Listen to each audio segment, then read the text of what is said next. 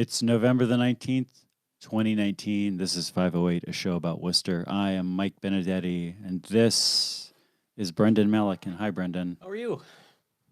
I'm okay, Brendan. We got a lot of things to talk about this week. We may do. accidentally talk about real estate taxes for a long time, which would be a mistake because it's just terrible. The taxes are terrible. Talking about them is terrible. But first, let's round up the headlines with Worcester in 60 seconds. Worcester firefighter Lieutenant Jason Menard was killed fighting a fire on Stockholm Street this week. This is one of these stories that I don't think that you or I can really contribute much to more than anybody else you're talking to in the city. So I think we just tend to do these stories at the respect of not applying our punditry to these things. A man was shot at Mason and Chandler Street yesterday. The news conglomerates Gannett and New Media Investment Group are expected to announce a merger this week. New Media owns the Telegram and Gazette, and the resulting company would be the world's largest newspaper publisher. And Worcester City Councilor Mo Bergman has an item on tonight's City Council agenda. Quote, request city manager put in effect a system with animal control whereby the location/time/date of coyote sightings could be posted on the city's website. Brendan Melican. Mike Benedetti. I think this is good. I feel like this is kind of like, I'm surprised this didn't happen 6 months ago, like in anticipation of Gary Rosen announcing his retirement, to be like, Mo Bergman is taking the torch. I'm passing the torch to him. That feels like a Gary Rosen one, but it's a Bergman one. Good job. If I had a nickel for every time a coyote or coy dog or coy wolf passed through my yard, I would have like 30 nickels just from last night. I wouldn't be able to quit my job yet, but that is, I mean, it's one of those things that I think is like, Mike O'Brien was city manager. He used to always use the Tale of Two Cities opener for any bad news the city had. Okay. I actually think this is a great example of like how that was the actual right approach, but it was misapplied all the time.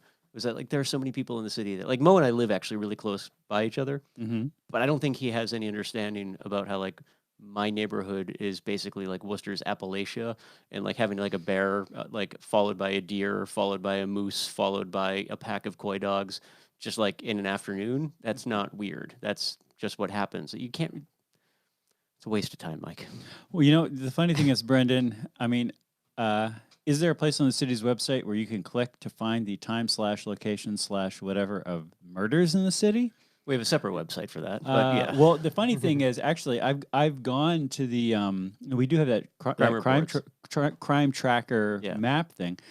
Homicide-wise, it's not accurate. Oh, okay. Like I've gone. I mean, I mean, and I'll tell you this because this is something that we've been talking about doing on this show is not only tracking commodities prices, but just acknowledging the number of homicides every year and talking about which ones have been, I guess, in police parlance, been cleared. Sure. And so, I think quarterly or every once in a while, you can get the police department to give you an official report. Right. Like we know there were 8 for the first 3 quarters of the year, but how many have there been for the last 6 weeks? I don't know, a couple, 2 or 3. Like I don't want to just trust my own reading the paper to track that. So I go to the city website to say like, all right, like how easy is it to use that map to just say like homicides to date? Yeah. And the answer is it's just not accurate on that particular thing. The funny thing is I go there all the time. There's plenty of police incidents that I very well know when they happen, and they're all recorded on there. Yeah. It's just that's one where, for whatever reason, and the one that would probably be most helpful to share, or at least most probably considered by most people to be most pertinent to share. Yeah, the one where there would at least be the most interest in. The thing that, to be fair though, which I kind of get, and this is what's interesting about Worcester, even though coyotes are like everywhere, right? I mean, there are coyotes in Dorchester and Boston. It's not unusual as their populations have grown, but I do think it is one of those interesting things that Worcester, so much of it is bordering woodland, open space, green space, and whatnot, especially on the outskirts. But so many people in Worcester probably don't have any experience with. If you go to nextdoor.com, which I'm going to suggest don't go to nextdoor.com. Nextdoor.com is it's awful. The worst of almost. I was going to make a comparison to Gab, but that wouldn't be fair. But it's bordering with like just how generally awful it is to Gab. I have never gone to nextdoor.com in Worcester. It's terrible. If you want to see people complaining about absolutely nothing, that's the place to go. But it's also one of those places you see people all the time, like kind of losing it because a fox like run. But like, how often does the average person in the second largest city in New England encounter a fox and maybe not realize that it's not an alpha predator, right? Like it's that fox is running from you, not running at you. And coyotes are really not that much different, right? Like you kind of, in a weird way, can't blame people. I'm sure Mo gets a lot of phone calls in his district from people who are genuinely concerned that like these animals are running around. What would probably be more helpful would be an education campaign around understanding that these animals are like mostly harmless and they do in fact live here and have always lived here. The fact that you're seeing them now, it's just like an ebb and flow in population. Yeah. Well, I know. I think it's important to be fair to Mo that it's probably coming from a good place, even though it is I silly. mean, I did, and this is the thing too. I think that at this point we know that like, that this is not a sign of Mo Bergman's personal concern with these things when these things Yeah. show up. It's frequently like, well, one of your constituents said they were worried about the coyote deal Right. and they don't feel like they have a good way to track it. And so you say, all right, I'll throw it out there. Maybe people on the council are into this. Maybe the city could do something cool with this. We'll get a report. Maybe not. Maybe there's not anything great we could do with this. Honestly, I mean, I'm surprised that there's not like a Worcester Coyote subreddit that's on top of this, but I guess Right. there's not. I mean, that would be my suggestion for these neighbors is they need to maybe making that subreddit. Yeah. And then that would be an awesome resource. Yeah, no, or just spend more time on nextdoor.com. They're all in one place there. One correction from last week, we were talking about the death of Ryan Finnegan, who was on a motorcycle and crashed into a car at the corner of Chandler and Mason, a dangerous intersection the last couple of weeks.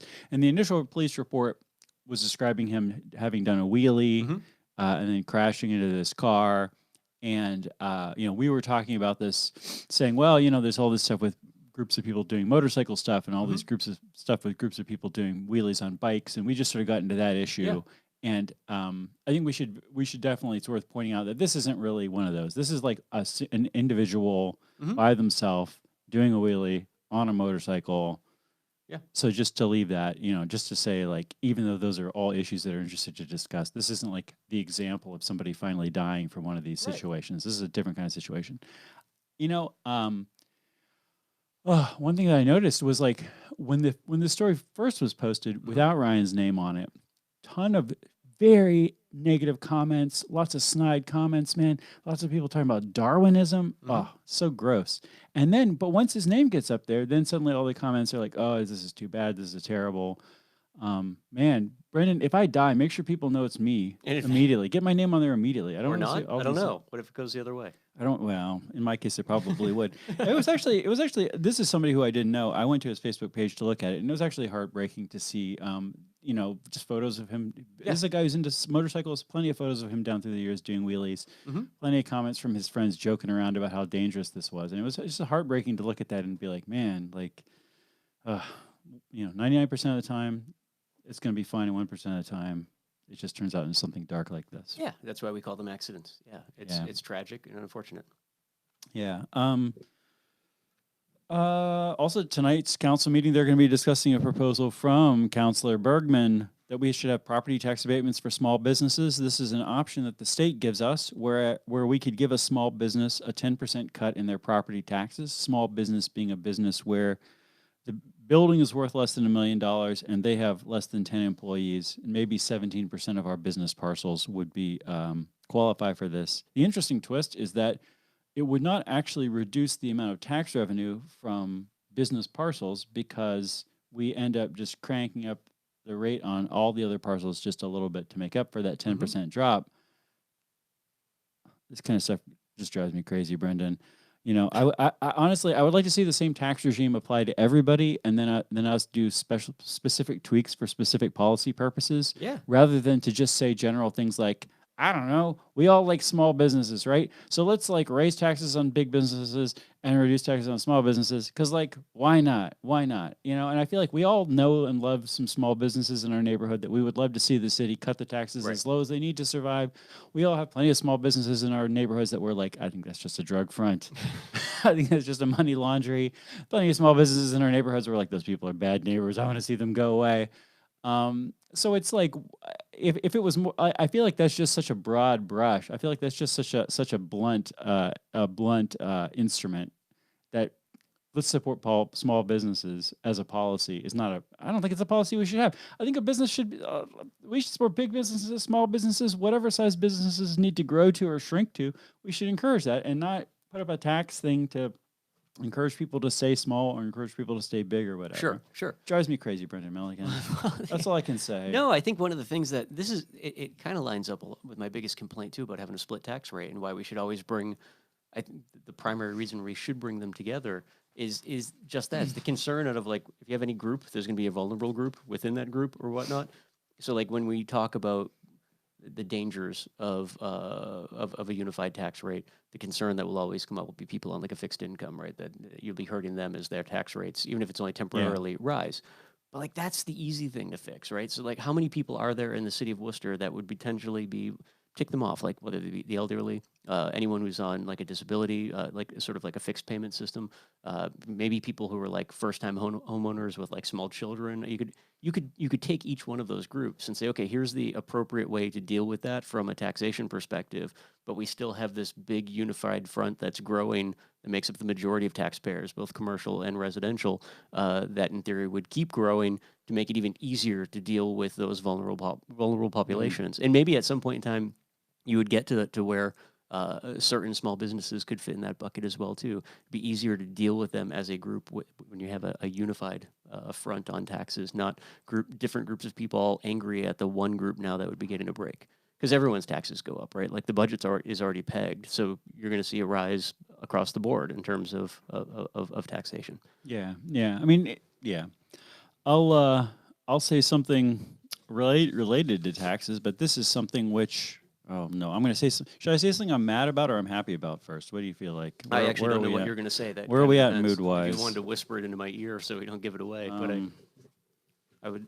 I'll say something I'm mad about, and then we can just spend a lot of time on something that's positive, just in a row.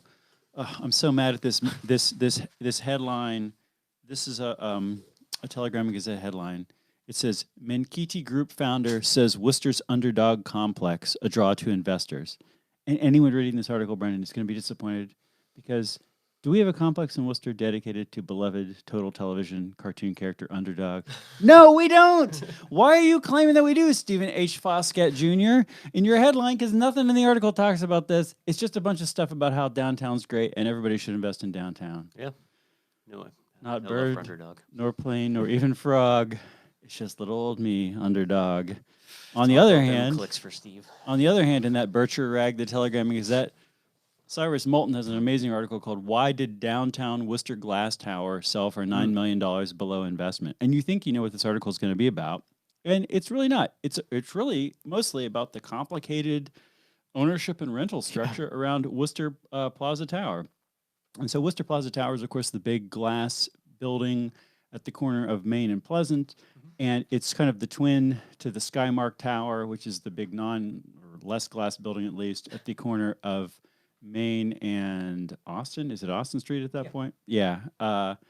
And these are similar buildings in some ways. Worcester Plaza Tower, as Mr. Moulton points out, was assessed at $25 million, but sold for $16 million, which is less. Skymark Tower was assessed at $18 million and sold for $28 million, which was more. In both cases, way less or way more. And so this sort of goes through why this was true. In part, it was because the way that we do assessments of commercial properties has to do with like how like your tenants. And he points out in the article, like if the Apple store is one of your tenants, that means your assessment's going to go up because that's going to be a profitable customer for you. And if I don't know, some dry cleaner that does no business because they're a drug front is one of your tenants, your assessment's going to be lower because you're going to be getting less rent from them. And the whole situation with Skymark Tower or Worcester Plaza Tower was crazy, which is like 20 years ago, the bank that was the ground floor tenant said, we just basically want to rent the whole building and then we'll sublet the rest of the building for the next 20 years. And so like I've talked on this show before about my inability to rent an office in there a couple of years ago. And the reason ultimately was that they were like, well, our 20-year deal is fixing to expire. We don't want to get in. We don't really care about the headache of getting in new customers for an office. We're really getting out of that business. And so, but it also means that for 20 years, nobody really has a good incentive to like do certain kinds of improvements Sure. on the building because the owner is like, well, I could improve the building, but then for the next 10 years, this bank is going to be making more money off their subletting. I already have a fixed deal with this bank pretty much. And the bank is like, why would we improve this? Because we're only going to get 10 years increased Sure. rent, maybe. And then we give this improvements back to the owner. So this is why it was hard slash, at least for a small businessman. Brendan, I'm a small businessman. My building's worth less than $1 million, and I have less than 10 employees. I'll tell you right now, it's impossible hard for a small businessman like me to rent a place in there because they were just like, we're not going to fuss around with that. Yeah. But people also point out that this is part of the insanity of the building assessment being so important because that's what our municipal taxes are based on. Right. That otherwise it's like, and we talked about crazy alternative to property tax schemes. I read an article like this and I'm like, let's do it. Like if our assessments are so off, if our assessments are like basically half or twice as much as they should be, why aren't we just, or at least for buildings like this, where like a house, you can kind of guess what the assessment is because you can be like, we know what other houses sell for. We see houses sell all the time. A giant office tower in downtown Worcester, we really have no idea what that's worth in any given decade. Yeah. Because there's very few of them. They're not really changing hands. Nobody knows what they're worth. In this case, it turns out their market worth is extremely variable. Yeah, it does. It makes you wonder so we've got more businesses, especially online, that have sort of automated that or used artificial intelligence to automate that assessment process, like Zillow or Realtor or whatnot. Yes. What I've found as a homeowner over the last maybe 5 years, it definitely wasn't the case any longer than that. Those assessments are closer to what a bank is going to tell you your property is worth than anything the city offers up. And that's kind of troubling, right? Like it would almost seem like it would make more sense now to use more and more public data if we're going to peg our assessments at anything. Because if the banks are telling you that, for refinancing purposes or whatnot, this is what the property is worth, but then the city is saying it's way down here or way up here, well, the city doesn't matter what the city thinks, right? Because the potential sale price is going to be passing through a bank, passing through a lender. Yeah. Yeah, and again, like part of the reason that this assessment for the tower ends up being a little bit weird is because it would assume it's like, well, you've got this great bank and you've got all this gigantic occupancy rate in the building, and then at some point the bank's like, well, if we don't own the lease anymore, we're getting out of this building, and a lot of the tenants are like, finally, at last, our weird leases are expiring. We're going to move to a different place too. And now suddenly the tower's like, oh, it has way less occupancy. Therefore, maybe it's worth less. Yeah, but that's kind of what I'm getting don't at, know. though, too, is like, so the argument there is that the assessment on that particular property was almost 10 million off. And the general argument people seem to be making was that the assessments themselves for commercial properties are too high. For whatever reason, the city isn't able to fit into its algorithm something that like is stated pretty clearly that a lot of the value is coming from the leases that are out there. That's something an algorithm, it would seem, would pick up and better. Like it just seems that we're at the point that something like an assessment should be less about a very small office at City Hall and more about good data and algorithms that could be overlaid universally. I hear that. Personally, I'm a little loath to complain about the city assessors being at fault here because I assume that they use some amount of recent technology. I really have no idea in doing their assessments. This is where I again like these ideas like the weird property tax thing where you tell the city this is what my property is worth, and if somebody bids more than this, I have to sell it to them at that price. Yeah. Which is again sounds kind of crazy, but at least doesn't involve. I mean, it doesn't involve like the city having to decide what it thinks everything is worth every year. Sure. Which is just such a strange abstract exercise. And whenever it collides with reality, then you find out, oh, it's actually higher or lower. And then you can suddenly get mad, like, why were you guys lying? And they're like, I don't know, we weren't lying. We were just guessing. Why are we guessing? Because we have to guess because we have this crazy system where the city guesses what your property is worth. And that's like at the financial basis of the city of Worcester is the city guessing what your property is worth, which again seems crazy to me. But anyway, I love this article. I'm so happy about this article. I remember when I was talking. Were a game show, we could sell advertising and probably generate a lot of revenue for the city. Guess what it's worth? Yeah. Oh, That would be fun. You know, Yeah. that's I mean that's That's how we another could set our budget every year. that's like a crowdsourcing kind of a thing though, or like Yeah. a betting markets kind of a thing. We could do that. We could Totally. absolutely do that. Uh Anyway, I love this article in part because I just remember whenever I was trying to get this office and was talking to these guys and was like, wow, this is such an interesting, this whole situation with this building is so fascinating. And like, yeah, man, like to the extent that I could talk to other people, I just want to tell everybody the whole story of it. But I don't think I really ever understood it 100%. I understood it like while I was talking to people about it, like talking to the real estate guys about it. And then when I would I wasn't taking like detailed notes and I was like, this fascinating thing will be lost to time. The legend of the weird bank lease of this giantest building in Worcester. But no, it's here, dude. It's not lost to time. It's in the paper of record. And he goes just page after page about all the details. Thank you for nailing this down. Like, I feel like there is stuff like this.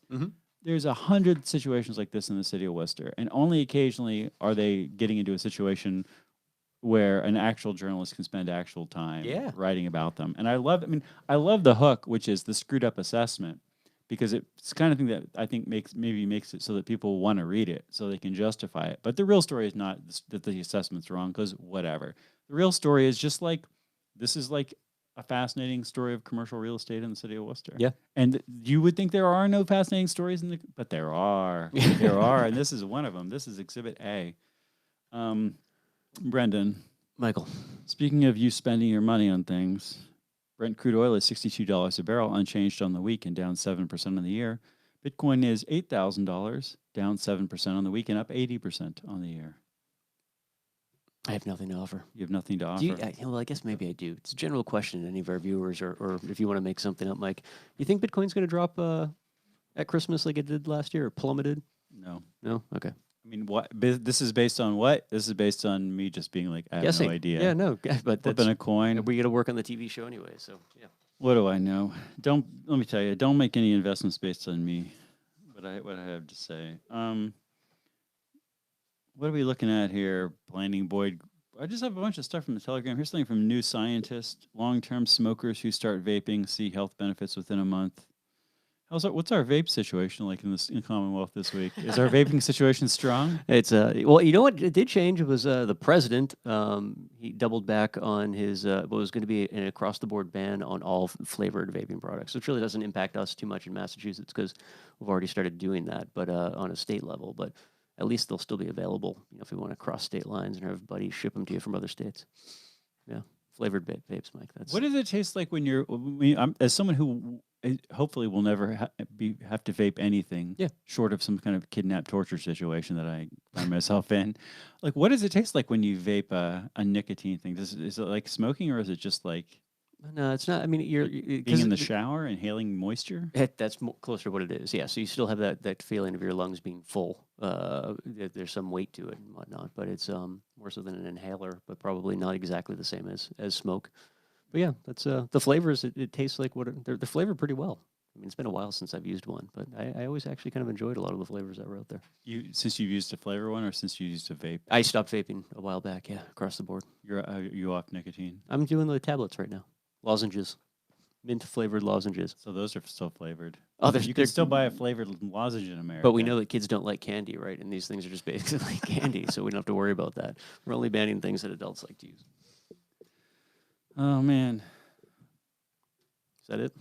I mean that's basically it. I don't know. I just have a ton of stuff. But yeah, I don't know, man. We just blew through everything. Good job. Good job. Yeah. Property taxes. I guess we're going to find out what property taxes are pretty soon. The city council is going to decide that. Yeah, I don't know. Well, hey, guys. Thanks for watching this show. We can wrap it up early. Yeah, if you have any feedback, you can always send it to pieandcoffee@gmail.com and tell us what you think. Oh, man, we actually have a feedback. Here, talk about something for a second while I find this feedback. You already convinced me to wrap up, and now you want me to double back and come up with something to say. Ladies and gentlemen, here's Brendan Milliken, the Joe Rogan of Worcester, to tell you... That's terrible. That's a terrible thing to say. You don't think it's true? No. It's a weird comparison. All right, this is a feedback I got. Oh, this is an amazing feedback. Okay, first up, this is from Joe. I I'll just give the first name of Joe. Joe says, surprised you guys didn't notice the part of it, that part of Tony Economou's weird flag are an E. The lower red stripes of the flag are an E.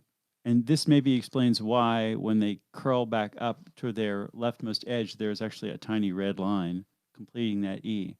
This is something that you would, again, I think this is in the same way that if you were to be like, oh, look at this MC Escher diagram of like a crazy palace. And you're like, boy, these staircases look weird. And somebody's like, actually, they also form an E for Escher. And you're like, wow, well, that was not the first thing that I noticed about this crazy mind-bending design, but I guess it's true. And I feel like the same thing with Tony's thing. Yeah, like let me tell you, man, if you took out the weird white, the fictional white line between the topmost stripes and the flag, then I think that E on the bottommost thing would be highlighted more, and it would be more clear that it was a flag rather than a weird twisted staircase. I feel like now we need to reach out to Tony and have him come on the show to explain to us the design elements as they were put together. I mean, I'll say, first of all, Joe, good job. Total catch. Totally believe this is true. Second of all, I'm not surprised that we didn't notice it, just because I have talked about this flag in a public forum for the better part of a decade with people, I guess. Yeah. And I talked to dozens of people in the city of Worcester about this flag, and no one has ever said, but that E. But it's an E. And it's kind of like the arrow in the FedEx logo, right? Yeah. You know, there's an arrow hidden in the FedEx logo, which it's easy to go through your entire life and never see that arrow. But then if you see it, you're like, oh, that's kind of nice. Yeah. And that's a nice design. That's how these design elements should be. I feel like if you're like, boy, that looks like a really disgusting desecration of the flag, but there's an E hidden in it, and that's the point, then that's not how you got to do it, man. You got to make it so that noticing the E is just a bonus and that it works without noticing the E. Or maybe just have an E. You could just have a capital letter E. And it would be just as good. Like good. This thing. Anyway, so happy, Joe. Thank you for pointing that out. That really makes me so happy too. And he says, do you realize that you realized, Mike? Did you realize that you referred to Jesse Gibson and Aurora Sacardier, both male African American candidates, as brother? You missed the opportunities for Bill Coleman and Christian King. Listen, I call a lot of people brother. Yeah. I'm not talking about them in brother in like a sort of a no, it's kinship. I can't remember the last person I didn't say brother to. Yeah. But no, so I'll just say this. Mo Bergman, brother, what's with your coyote thing? It looks ridiculous. Have something at least. You could totally reword your thing about coyotes in terms of like, I don't know, large mammal sightings, wildlife, large predator sightings, whatever. Some other more boring way. We would just have an interesting things page on the Fun Worcester. stuff. Yeah, just have and leave it open to everybody, right? So like you're asking people to start their own subreddit. That might be a little bit too much. If the city did do a little bit of work and created its own sort of forum where you could just report, you know, how many Bigfoot sightings and UFO sightings we would start having reported. It'd be the most entertaining thing. You could sell almost as much advertising on that webpage as you could on the game show that the city of Worcester is going to base its budget hearings on and assessments on. Joe also, this is a great comment. Joe, this is a really beautiful comment. Joe also says, we were talking about Kate Campanale being on her picture, photos of her being on her political yard signs. He says, also, quote, Kate is beautiful, so good job for putting your photo on her signs. For real? Would it not be a good job if she wasn't beautiful?